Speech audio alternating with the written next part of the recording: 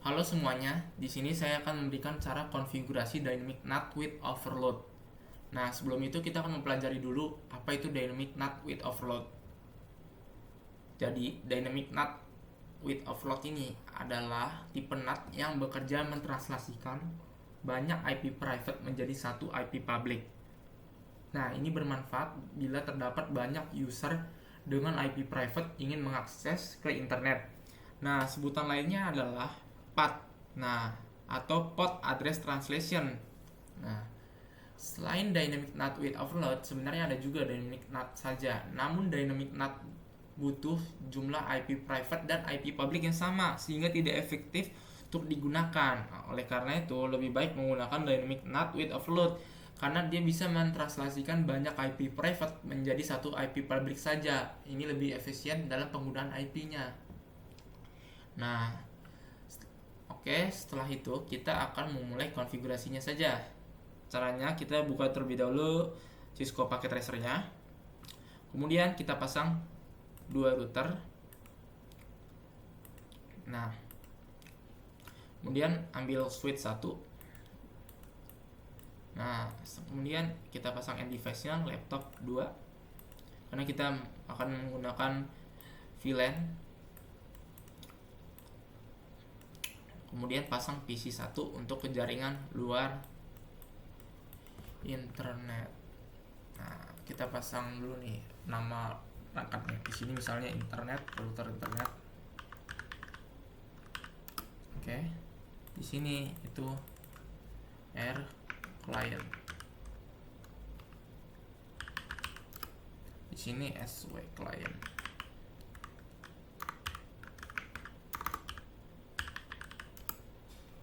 Kemudian kita koneksikan nih di sini internet ini menjadi suatu visual cluster atau cloud ya, nanti jadi sebagainya internet. Nah,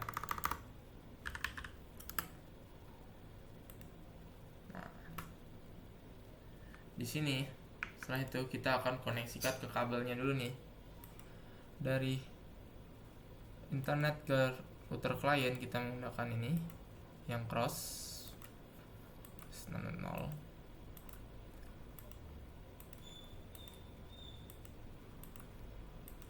Oke, kita dari R client ke switch pakai yang strike.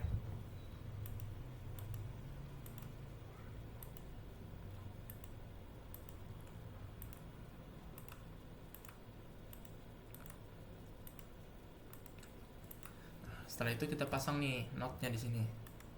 Di sini jaringan VLAN ini kita bikin VLAN 10. Name-nya IP, kemudian networknya 192.168.1.0/24. Di sini untuk VLAN 20. Name-nya misalnya teknisi.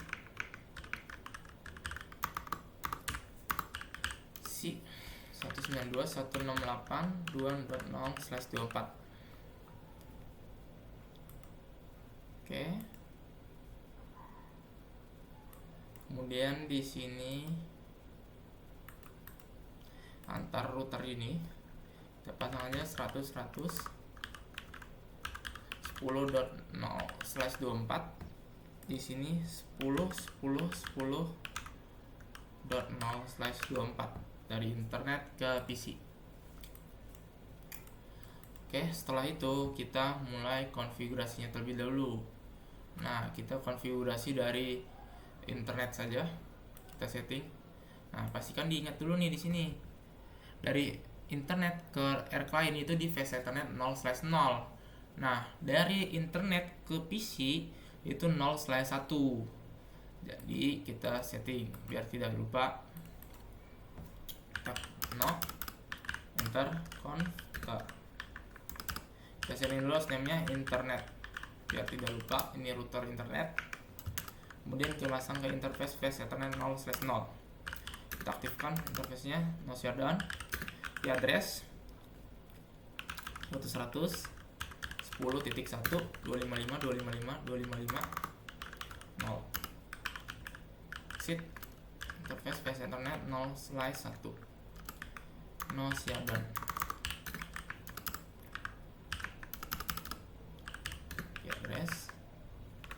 1. 0. Exit. Oke, setelah itu udah selesai konfigurasi kita di router internet, kita go back, kita ke PC, kita setting dulu IP address static 10.10.10.10.2. Nah, ini pastikan subnet maxnya itu 255.255.255.0 karena kita pakai /24. Kemudian di sini 10.10.10.1. Nah, kita coba ping dulu nih, bisa nggak ke gateway-nya 10.10.10.1. Nah, udah reply. Setelah itu kita konfigurasi VLAN-nya nih di SW client dulu sebelum kita setting IP address-nya. Itu kita masuk ke SW client-nya and confter.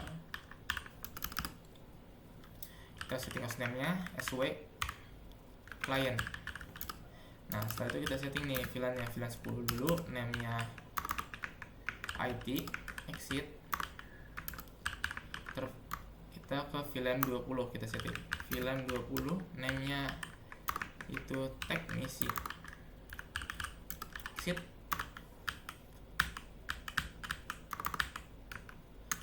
Enter. Kemudian kita assign nih ke masing-masing interface yang mengarah ke end device-nya untuk ke VLAN-nya. Caranya kita ke face ethernet 0/2 dulu, sweet port mode access, sweet port access VLAN 10. Kemudian kita ke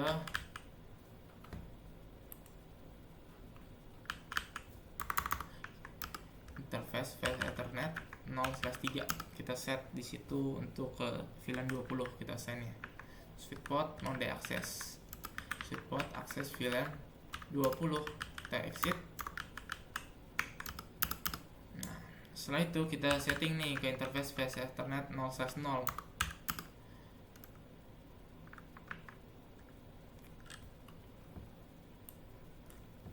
Oke, sorry, maksudnya interface face ethernet 0/1. Nah, kita setting sweet port mode trunk untuk membawa banyak VLAN di jalurnya ini dari routernya itu. Nah, setelah itu konfigurasi kita di switch sudah selesai. Kemudian kita ke air client. Nah, air client ini face ethernet 0/0 ini mengarah ke router internet, 0/1 ini masing-masing nanti mengarah ke VLAN-nya. Kita akan bikin sub interface di sini 0/1 ini karena kita mempunyai network yang berbeda karena kita menggunakan VLAN. Oke, kita setting dulu ke VLAN.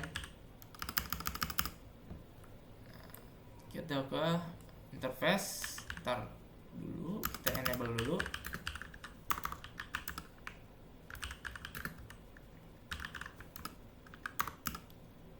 Kita setting hostname dulu, air client,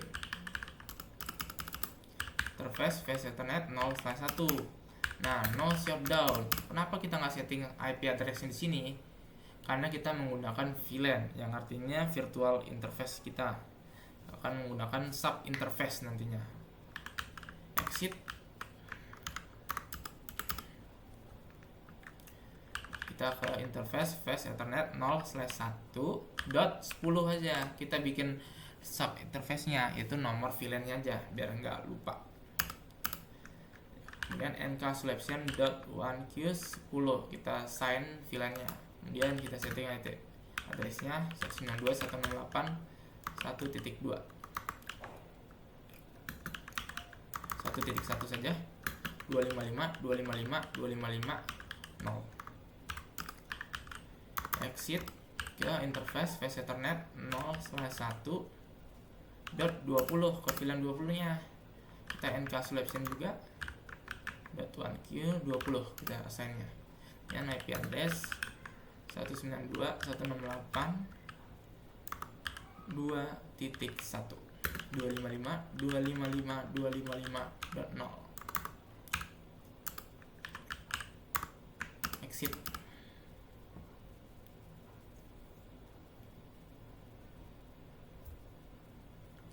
Nah, setelah itu kita setting IP-nya yang mengarah ke router internet, itu interface Ethernet 0/0. Kemudian kita aktifin dulu nih interface-nya, no shutdown.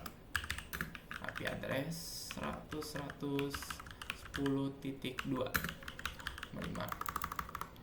255.255.0. Exit. Baru kita setting dulu di masing-masing laptop untuk IP-nya 192.168.2.2. Pastikan subnet max-nya benar /24, kemudian pasang gateway-nya yaitu IP routernya, sama di VLAN 20 juga 192.168.2.2. Pastikan subnet max-nya juga benar, kemudian gateway-nya pasang juga 192.168.2.1, itu IP routernya. Dan kita coba ping nih 192.168.2.1. Nah, bisa kita gateway-nya. Nah, kalau ke internet gimana? Bisa nggak ya? Kita coba ping 10.10.10.2, yaitu ke IP PC-nya nih yang di luar internet. Nah, nggak bisa kan? Karena kita belum terkoneksi ke internet. Gimana caranya? Nah, oke. Kita konfigurasi dynamic NAT-nya, with overload-nya. Caranya kita balik lagi ke R client. Sebelum itu kita setting dulu default route-nya atau gateway-nya dari router client ini. Itu IP route 100.110.1. Nah, 100.110.1 ini adalah IP router internetnya. Ini gerbang keluar kita.